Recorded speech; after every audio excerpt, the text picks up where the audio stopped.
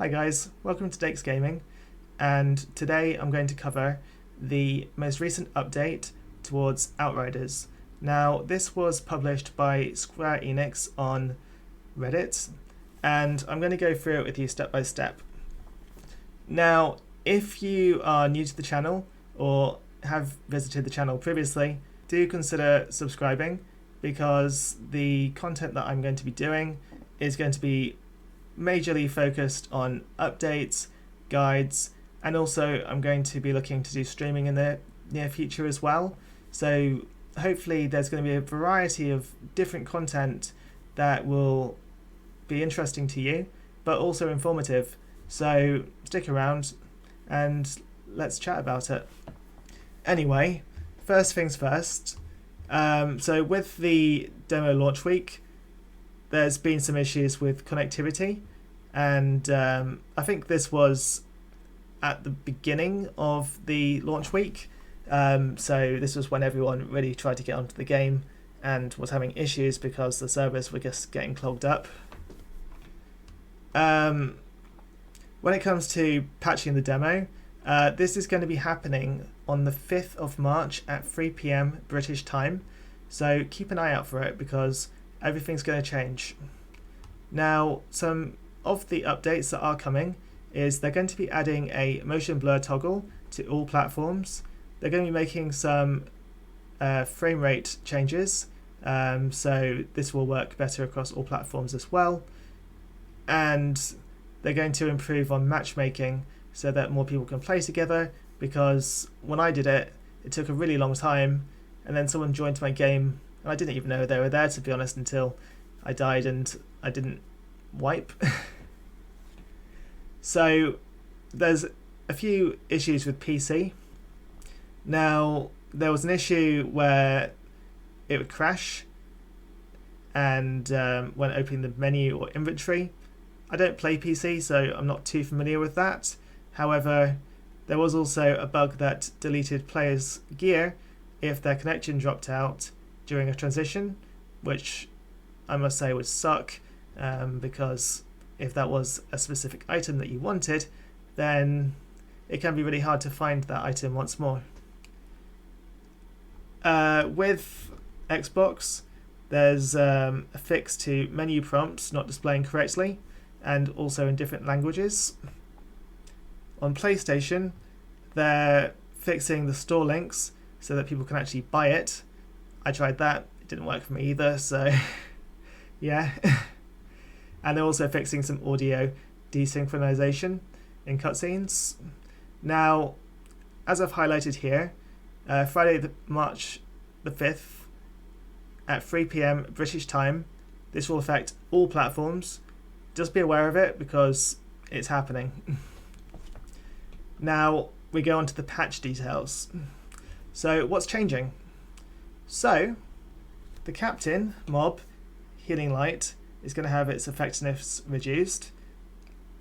From the Ashes and Phoenix Aura are going to have their cooldowns increased, which is great because sometimes I found that it was literally impossible to kill captains when they turned into that little red lava ball.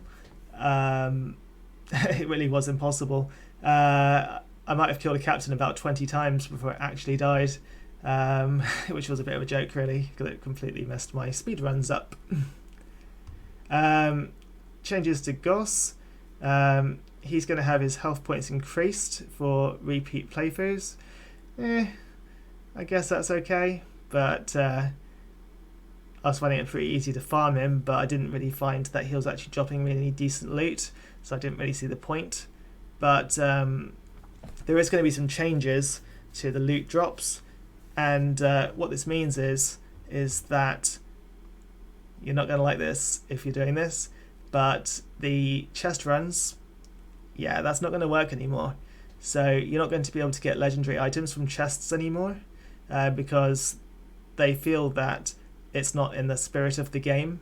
So they're making some changes to address this and to encourage players to actually go through the game and play the content as opposed to doing a chest farm, which makes sense because it's too easy otherwise.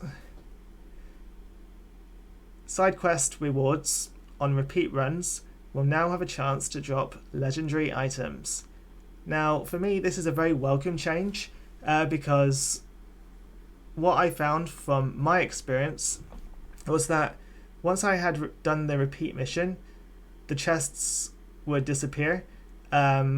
This might still be the case, but there wasn't really much incentive to kind of go through those repeat runs, just because I wasn't really getting anything apart from experience, which then helped towards leveling up and also towards getting my world tier higher. Drop rates for enemies are not being changed, so RIP the captain and also the marksman, which I don't know why they were left out because I've been killing those and they do drop legendaries, so keep that in mind when you're farming. Other things that they're changing.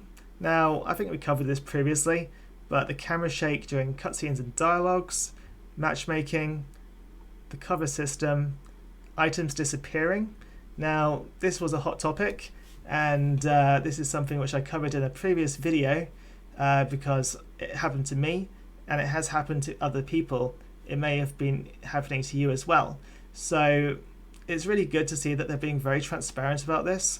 However, what you're going to find is that effectively you're not going to get that item back, which sucks, but at least the issue is being fixed, and moving forward we can farm safely without any danger of losing our items, which that's very much appreciated because no one wants to sink their hard time into a game to find all of their progress lost. I mean, that completely defeats the purpose. And also, they're going to be keeping an eye on cheaters and removing exploits so that the game remains fun and that it's fair for everyone, which, for me, I appreciate this because the last time I played on the cheat was probably Pokemon Red and Blue back in the 2000 area, and obviously that was just to get rare candies and Master Balls, I think, but that was a long time ago.